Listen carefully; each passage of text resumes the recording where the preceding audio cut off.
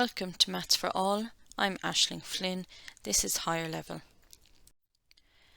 And we're doing statistics, z-scores.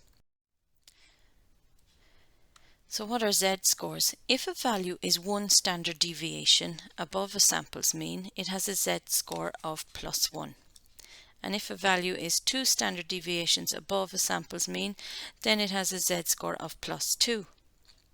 If a value is one standard deviation below a sample's mean, then it has a z-score of -1.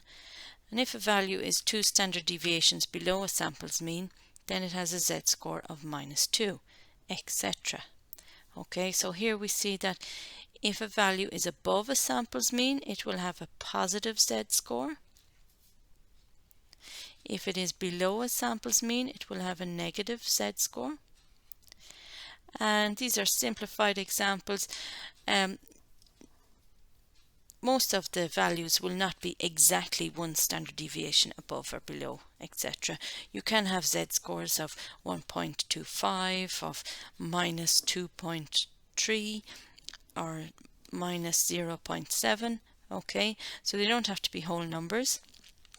And we'll see that when we go to calculate some. Okay, so how to calculate z-scores? Well, we use this little formula, and it is available in the formula books. Okay, so to get a z-score, you take x, that's your data point, or your value, or your piece of data. Okay, and you subtract the mean, and this gives you the difference between the piece of data and the mean. Okay, and then by dividing by sigma, the standard deviation, it tells you how many standard deviations that difference is away from the mean. Okay, where x is the value, mu is the mean, and sigma is the standard deviation. Unusual value, or what we call outliers, will have a large z-score, so z will be less than -2, so more than 2 standard deviations below the mean, or z is greater than 2, more than 2 standard deviations above the mean. Okay, an example. In a class test, the average mark was 70 and the standard deviation was 15. Carl received a z-score of 1.8 and Tanya received a z-score of -0.6. Explain the meaning of each z-score in terms of the average mark and the standard deviation. So the instruction to explain is we're going to write it in English. Okay, so Carl's z-score was 1.8, so he did very well. It's a positive z-score. He scored above the mean. Okay, more than 70. So Carl scored more than 70 marks, we can say. More than 70 marks. How much more? Well, 1.8 standard deviations. So quite a bit more. Above the mean. And Tanya didn't do so well. She had a negative z-score, -0.6, so she scored less than 70 marks. How much less? 0.6 standard deviations, but below the mean. All right, now question part 2 asks, what were Carl and Tanya's marks in the test? Now we could use our little formula here, but I think we've actually solved it by writing out that those sentences. Let's take Carl. We've written that he scores 1.8 standard deviations above the mean. So 1.8 standard deviations. In the question we're told that the standard deviation was 15. So we're going to calculate 1.8 15s. So multiplying, and we'll get 27 marks. Okay, so he scored 27 marks above the mean. Now the mean was 70, so he scored 70 plus 27. He did very well. He scored 97 marks. Okay, as for Tanya, she scored 0.6 standard deviations below the mean. So let's calculate 0.615s and we get 9 marks. The mean was 70. She scored 9 below, so take away. She didn't do too badly. She got 61 marks. Okay, so a little bit below the mean. Notice here that the z-score does not reflect the marks. Okay, so they're not marks they got in a test. It's how far below or above the mean. Okay, so 97 marks and 61 marks. Now, so z-scores and probability. So we haven't done probability yet, but you'll meet z-scores again in this chapter. Let me explain.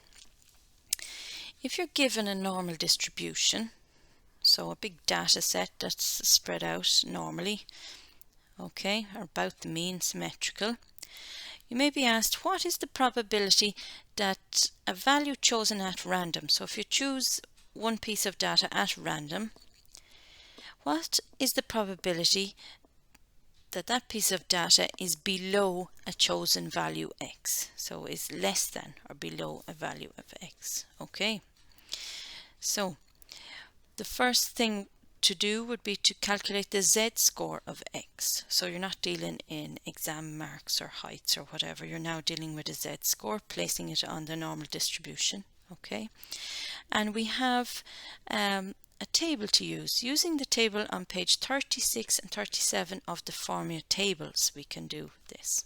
Okay, now this is the table. It looks a little differently, you'll see in your tables book. I'll show you that in a minute.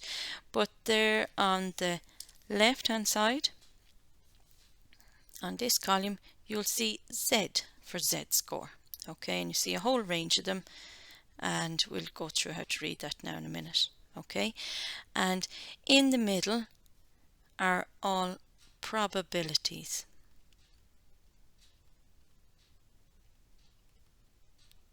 Okay, all those values are probabilities. So the table gives you the probability that a value chosen at random from the distribution is less than x. Just note that this table is for positive z-scores only, so we have a bit of work. We have to use this, manipulate this when we get a negative z-score. So the best thing we can do is look at some examples. So there's our table. So for example, the mean has a z-score of 0. So z-score of 0, 0.00. Okay, we can get to a few decimal places here. So 0.00, we get a probability here of 0.5 or 50%. Okay, so that's telling me that 50% of the data is below that mean. Okay, and we know that's true. Let's do related to something else that we know.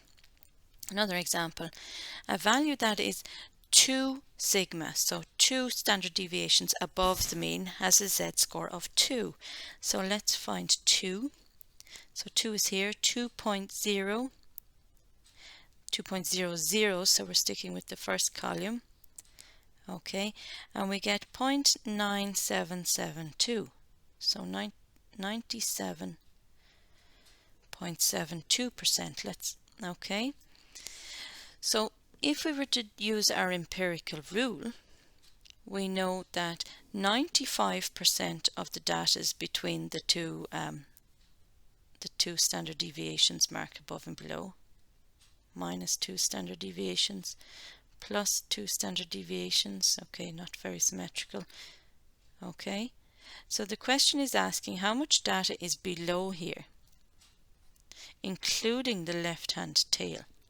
Okay, now we know that we have 95% between minus 2 sigma and plus 2 sigma, which gives me 2.5%. So the other 5% is split over above and below, 2.5% down here, which brings me to, if I add my 95 plus a 2.5, I get 97.5%. Now the table gives me back 0.9772, which is slightly different. 97.72% of the data is below that 2 sigma mark. Okay, and the reason for that is that the empirical rule is somewhat simplified. All right, but hopefully we're getting an idea of what all of this is about. Okay, here's the actual page from your formula and tables book. Okay, and it is called Probabilities for the Standard Normal Distribution. Now make sure you get the right page, because there's a few different pages that look very simple. So normal distribution, you need to see those words. Okay, and you need to see this Z here, and here's our Z score, and there are 2 pages of it. This one brings you from 0 up to 1, and the next page brings you from 1.1 up to 3.09. So this value here, for example, represents a Z score of, from the left we have 3.0,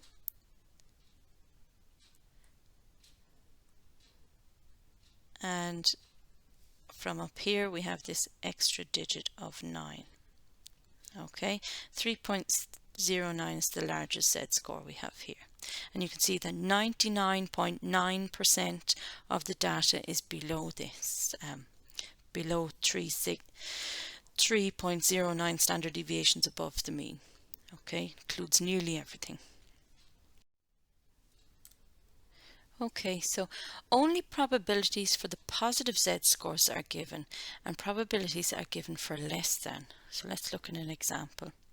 What portion of data lies less than 1.2 standard deviations above the mean in a normal distribution? So I always find it very helpful to sketch what is the question asking me. So now it doesn't have to be very good sketch.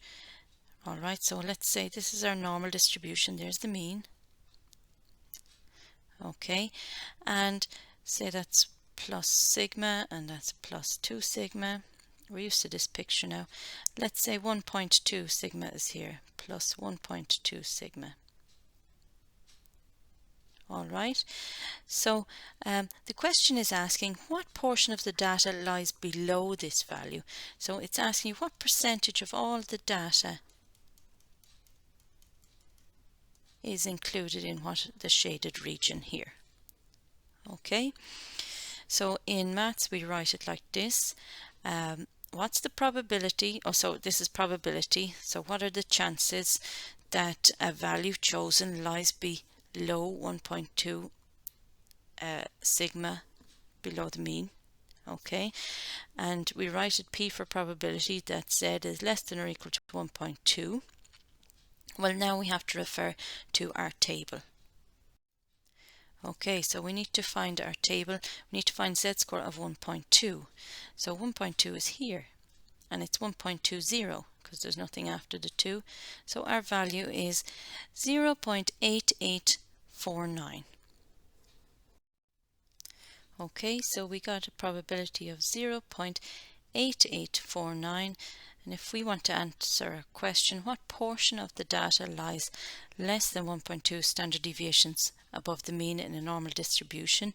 Well, we would convert that to a percentage, which means we just multiply by 100.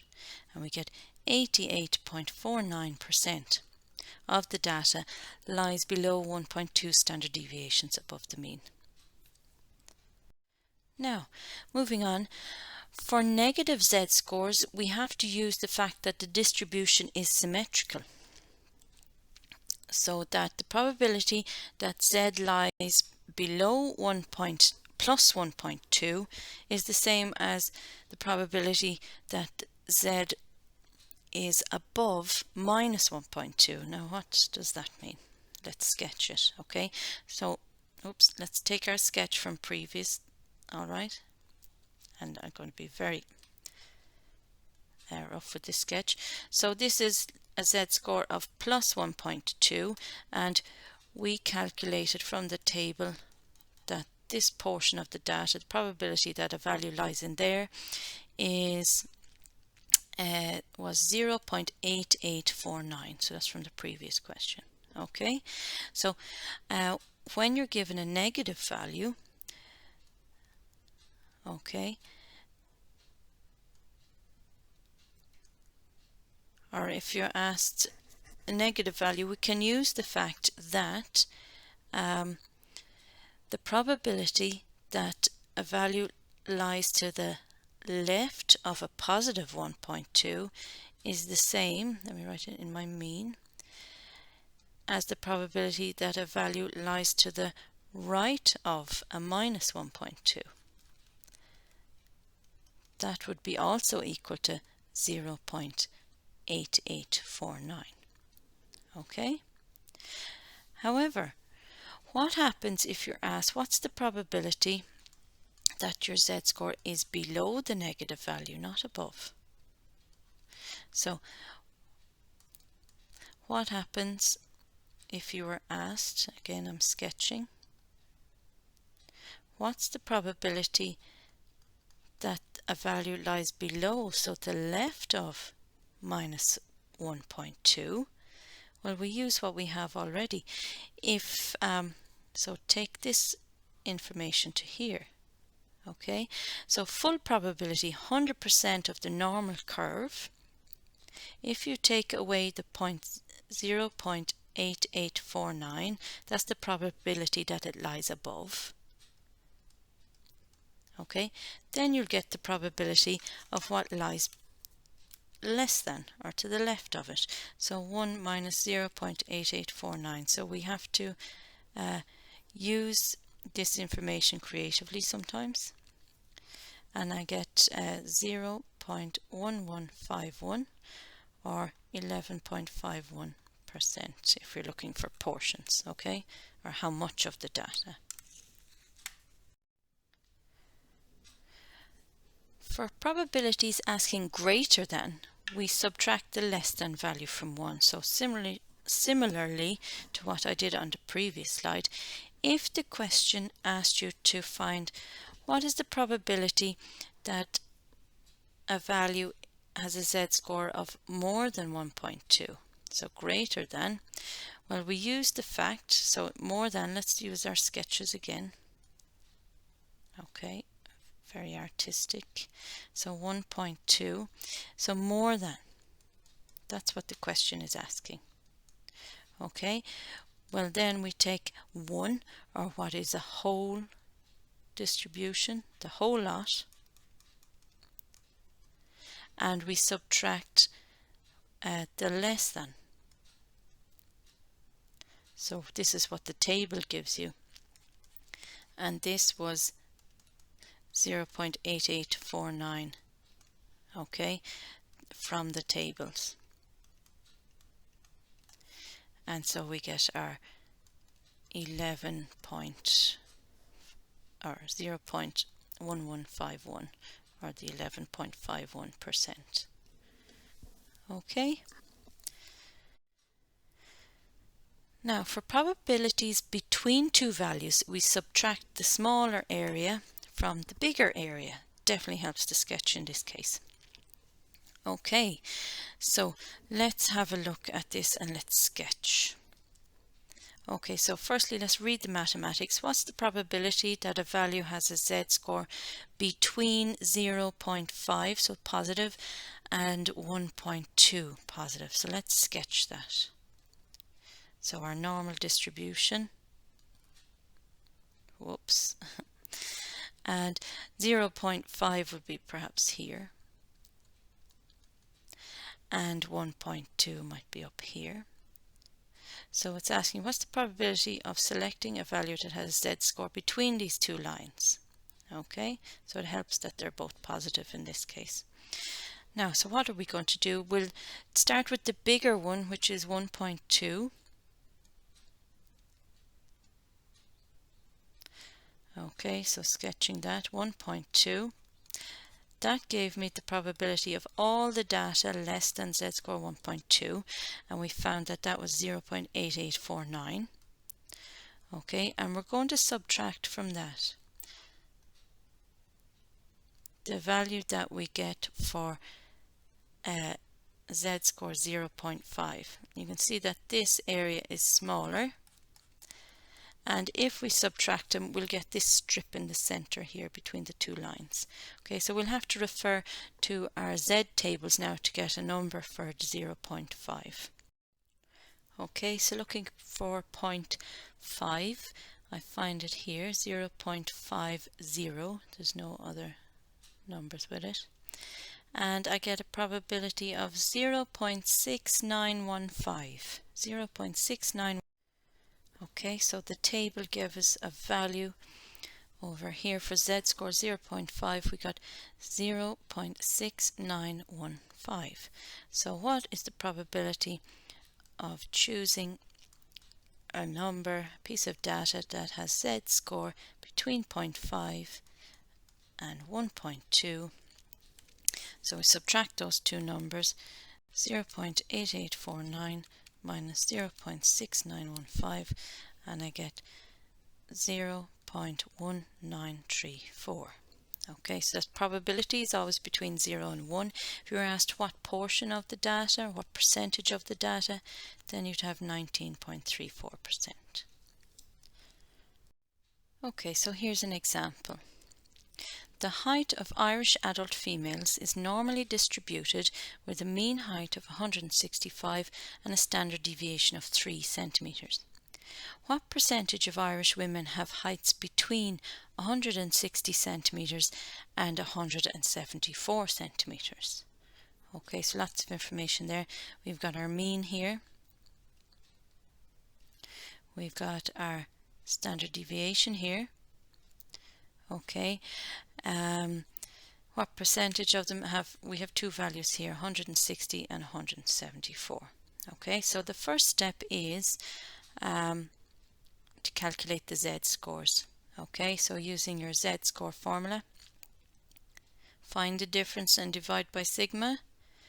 Okay, with the mean is 165, so 160 refers to minus 1.67 standard deviations below the mean. Okay, so we'll do a quick sketch. So minus 1.67 is a good bit below the mean. Okay, the mean has a z-score of 0, remember. And if we're to use our table with the z-score, this z-score will give us this portion of the graph. Okay, we'll refer to the table in a bit. Okay, 174 is above the mean. How much above? Well, it has a z-score of 3, so it's a good way above the mean. Okay, and our table will give us the probability of getting a value to the left of it. Okay, so between those values is what we're seeking. So we're going to have to find this one, the larger one, minus the smaller one, and the smaller one is going to give us a bit of work because it's one of the negative ones. Okay, so we'll take the one with the 3, right, and we'll subtract when we figure it out. Okay, the one from the negative, minus 1.67, and what we'll get is the probability that we'll get something between those. Okay, that's what we're going at. Alright, so it helps me to sketch for sure. Okay, so that's the plan. On to the next slide. Okay, so this piece in red, so to get the probability of what's between it, this was our two sketches on the previous slide. So the one with the 3 and the one with the 1.67. So we've already said that. Okay. Okay, now in red is the negative one. That's going to cause us a bit of bother or a bit of work. Okay, so let's working with that. We don't have results for negatives in the tables, right? What this sentence here says, it says that the probability that z is less than 1.67 is the same as the probability that z is greater than the plus 1.67. Okay, so it's saying that less than minus 1.67, so this tail here is equal to greater than plus 1.67, so this tail here on the right. Okay, following? So that's this bit here. Okay. Now, to calculate that, you do the full distribution minus to the left of 1.67, the positive, which is what the table will give us. Okay, now I want you to take out your tables book at this stage, and you're going to find out this value, 1.67. Find it in your Z tables, and we're going to use that in a minute. Pause if you need to. All right. So substituting that information into the next line. Okay, so from the Z-score tables, like I said, you have to find 1.67, and you also have to find the one for 3. Okay, so this one here, tables and tables. Okay, and then it's a matter, once you've figured out what you're going to do with the numbers, it's a matter of doing the subtractions. Okay, so from the Z tables, we get for 3, we get 0.9987, so 99.87% of the data, less than that. Then subtract, and 1 minus 0.9527 for the one, that's your value there for the 1.67. Okay, and just working out there now, 1 minus the 0.9 gives you that, and working it out, we get 0.9512 after subtraction. So 95.12% lies between those two values. So 95.12% of Irish women have heights between 160 and 174 centimeters. So lots to think about there. Here's one for you to try. Alright, again, it's similar, it's about heights. I want you to try it 2 ways.